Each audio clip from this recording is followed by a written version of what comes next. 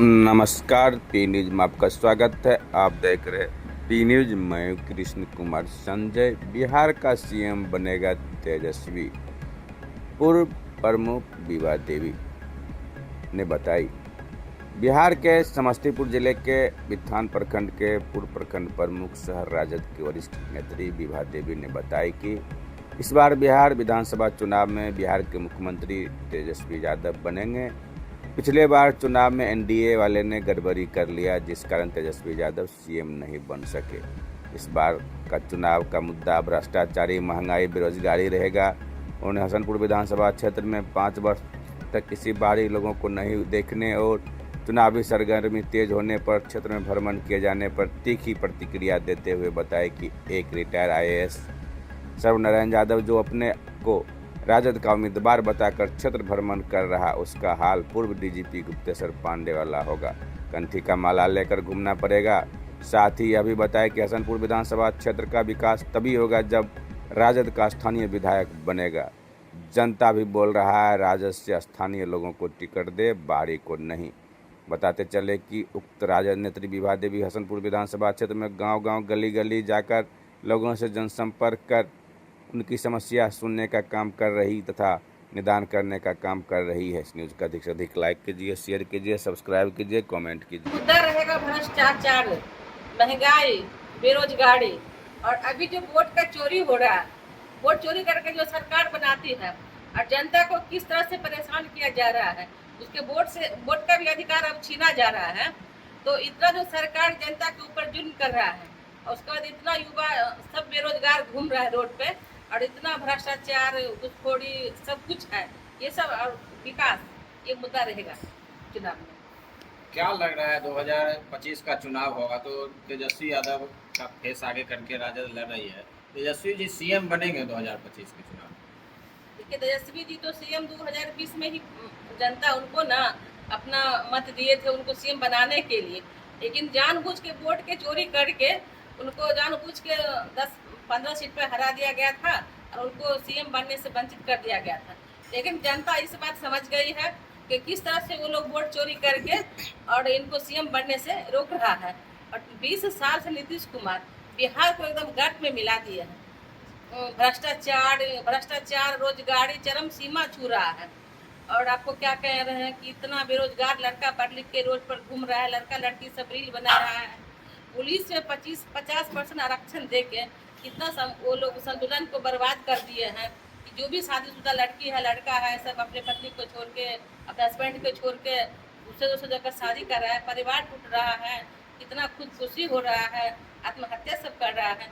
इसलिए तेजस्वी जी को बिहार को फिर से पट्टी पे लाने के लिए, संतुलन बनाने के लिए जनता इस बार मन बना चुकी है कि तेजस्वी जी को, इस महागठबंधन को वोट करेगी और तेजस्वी जी को बिहार में सीएम, बिहार के बदलाव के लिए तेजस्वी जी को सीएम बनना अब जरूरी है। हसनपुर विधानसभा क्षेत्र में कुछ ऐसे भी राजद के दावेदार दिखाई देते हैं जो 5 साल तक जनता के बीच कभी नहीं थे, लेकिन अब वो राजद से टिकट के दावेदारों में अपना नाम गिना रहे हैं।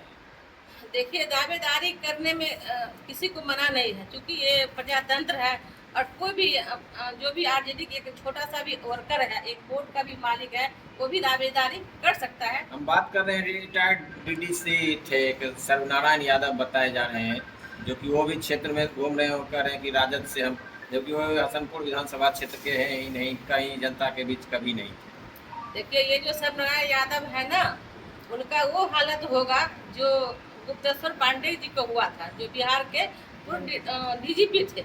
उनको भी ना नीतीश कुमार जी बोले थे कि आपको हम टिकट देंगे, चुनाव लड़ाएंगे 2020 में, तो वो नौकरी से रिजाइन दे दिए थे।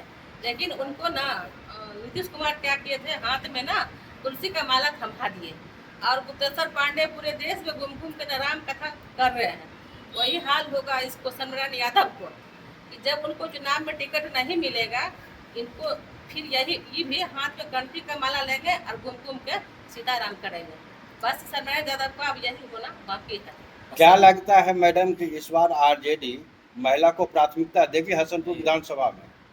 देखिए, आरजेडी इस बार पूरे बिहार में महिला को प्राथमिकता दे रही है और तेजस्वी यादव जी हैं पूरे 243 विधानसभा में अपना सर्वे करा रहे हैं जो भी महिला और जेंट्स जो भी इस योग्य होगा, जो जिनको वो टिकट देंगे और चुनाव जीत के वो जाएंगे, उन्हीं को वो टिकट देंगे।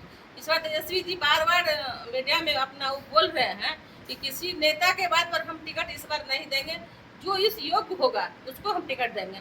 और इस विधानसभा में भी सर्वे उनके पार्टी का, आरजेडी का, मेरे पार्टी का हो रहा है, और जो इस योग्य कैंडिडेट होंगे, जो समीकरण में फिट करता होगा, उनको वो टिकट देंगे। आज से वोटर अधिकार यात्रा शुरू हुई है, जिसमें तेजस्वी यादव भी रहेंगे, राहुल गांधी भी रहेंगे। सासाराम से शुरू हुई है इसको। देखिए 65 लाख वोटर का नाम हटा दिया गया है बिहार में। तो मोदी जो 65 लाख वोटर का नाम हटा दिया है, जिसको अगर वोटर लिस्ट से अभी नाम हटाया है, कल से उसको राशन नहीं देगा, उसको पेंशन नहीं देगा, उसको सरकारी नौकरी में कहीं जगह नहीं देगा, और उसको फिर कहेगा कि आप इस देश के नागरिक नहीं है। तो इसलिए राहुल गांधी जी और तेजस्वी जी लोगों को जागरूक करने के लिए और इस यात्रा को शुरू किए हैं, और वो बता रहे हैं कि वोटर लिस्ट में आपका नाम रहना आपका अधिकार है, और हमारे संविधान में मत का अधिकार ही जिसके पास है वो मेरे देश का नागरिक है। तो मोदी और साजिश के तरह चुनाव आयोग को आगे करके आदमी को मत उसका हटा रहे हैं, वोटर लिस्ट से नाम काट के उसका अधिकार को खत्म करना चाह रहे हैं। लेकिन हमारे जो नेता हैं, समाजवादी नेता हैं, समाज विचारधारा के हैं, गरीबों के लिए वो काम कर रहे हैं।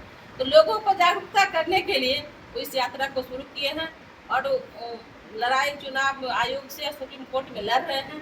ये जो मोदी के द्वारा लाया गया, चुनाव आयोग के द्वारा लाया गया कानून है, इसको वापस ले और जनता को इसमें राहत दे। अच्छा मैडम, आप विधान के प्रखंड प्रमुख भी रह चुकी है, विधायक प्रतिनिधि भी रह चुकी है, तो हसनपुर विधानसभा में क्या समस्या आपने देखा है? लगातार आप क्षेत्र भ्रमण कर रहे हैं, तो अगर आपको मौका मिलता है तो किन किन समस्याओं को मुख्य रूप से समाधान कीजिए? देखिए, हम जो समस्या देखे हैं कि जनता की बात को यहाँ कोई सुनने वाला नहीं है। अगर कोई भी जनता किसी को गलत केस में फंसा दिया जाता है, उस समय वो दर दर भटकता है, और कोई विधायक हो, कोई मुखिया हो, कोई प्रमुख हो, उसको इतना नहीं हिम्मत रहता है कि दरोगा के फोन करे या उसके साथ जाके कहे कि आप इसको इस केस में क्यों फंसाए हैं। क्योंकि इतना ना भ्रष्टाचार बढ़ गया है, घुसखोरी बढ़ गया है कि ये जो थाना प्रभारी हैं, आपको किसी का बात नहीं सुनता है। तो जनप्रतिनिधि का ना इस सरकार में कोई वैल्यू नहीं है। हर थाना के जो दलाल है, हर थाना में 10-5 आपको दलाल मिल जाएगा, दलाल को ही चलता है। और इसमें क्या है कि जनप्रतिनिधि का कुछ नहीं चलता है, और आम आदमी की जो समस्या है जनप्रतिनिधि सॉल्व नहीं कर पाते हैं। आप जाइए वहाँ पे डॉक्टर के यहाँ जाइए, तो प्रत्येक हॉस्पिटल में आपको 10-10 दलाल रहेगा कि नहीं यहाँ नहीं इलाज होगा, आप फलना जगह चलिए, आप फलना जगह चलिए।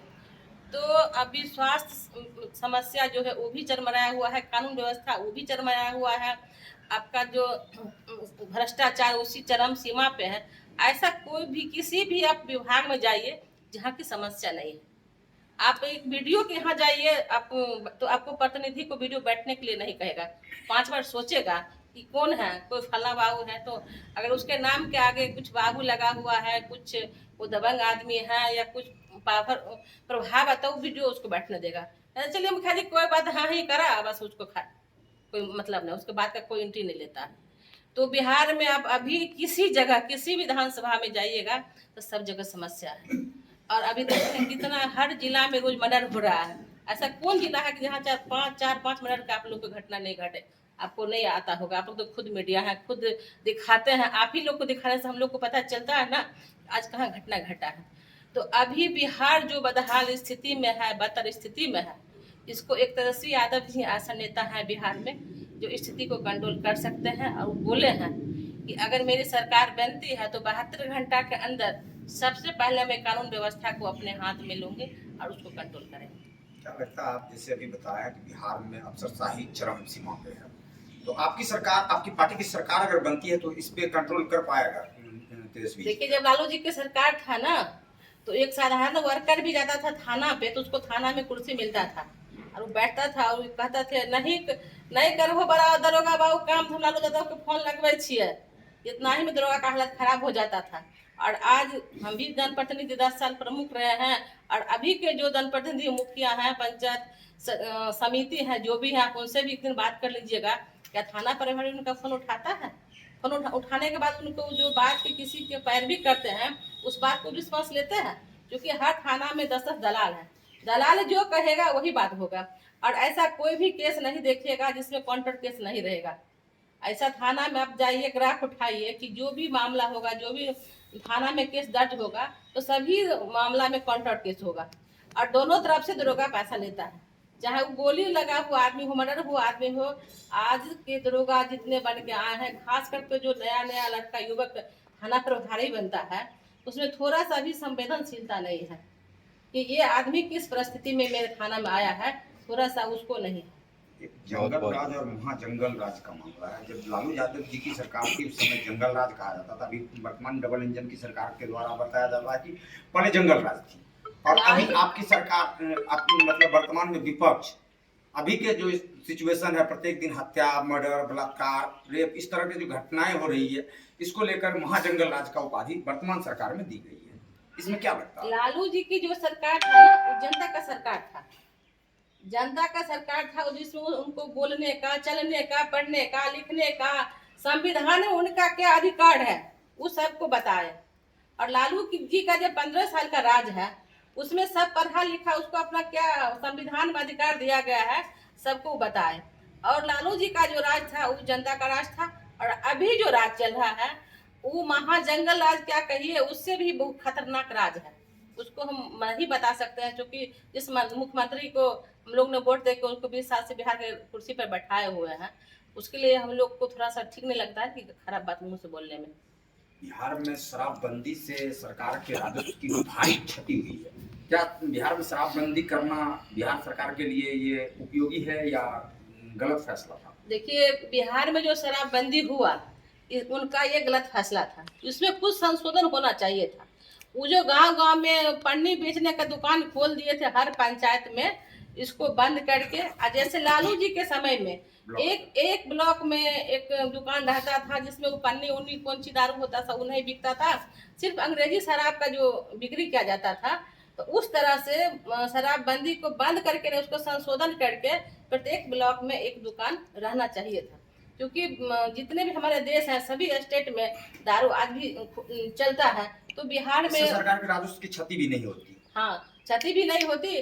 और इतना जो गलत 2 नंबर का दारू बन के आ रहा है, लोग पी रहा है, इतना आदमी मर रहा है, तो इतना आदमी का मरने का ये भी नहीं, आंकड़ा भी नहीं रहता। तो नीतीश जी का दारू बंद करने का जो निर्णय है वो गलत है। इसमें संशोधन होना चाहिए था, जिससे कि संशोधन होता तो ना लोग गलत दारू पीता और राजस्व का भी क्षति नहीं होता। क्षेत्र भ्रमण में कैसा सहयोग मिल रहा है क्षेत्र के लोगों का? देखिए, चूंकि हम 15 साल से सक्रिय राजनीति में हैं, हम यहाँ के बहू भी हैं, और सभी कास्ट में हम जैसे ही सभी गांव में जाते हैं, लोग एक इज्जत के नज़र से देखते हैं। और उनको ये नहीं लगता है कि विभा देवी को नेता मेरे छत में आई है, उनको लगता है मेरे छत की बहू है। और हम 15 साल से यहाँ पे हैं, सभी से जान पहचान है, मैं सबके दुख सुख में हमेशा उनके साथ रहती हूँ, तो बहुत सपोर्ट मिल रहा है। और खास करके आरजेडी से, गठबंधन से कोई भी जो लोकल उम्मीदवार आएगा, जनता उनको जिता के भेजेगी। अगर कोई बाहर से उम्मीदवार आते हैं तो फिर जनता अपने निर्णय ले सकती है, जैसा उनसे बैठने जाके मिलने में बातचीत करने से मुझे पता चलता है।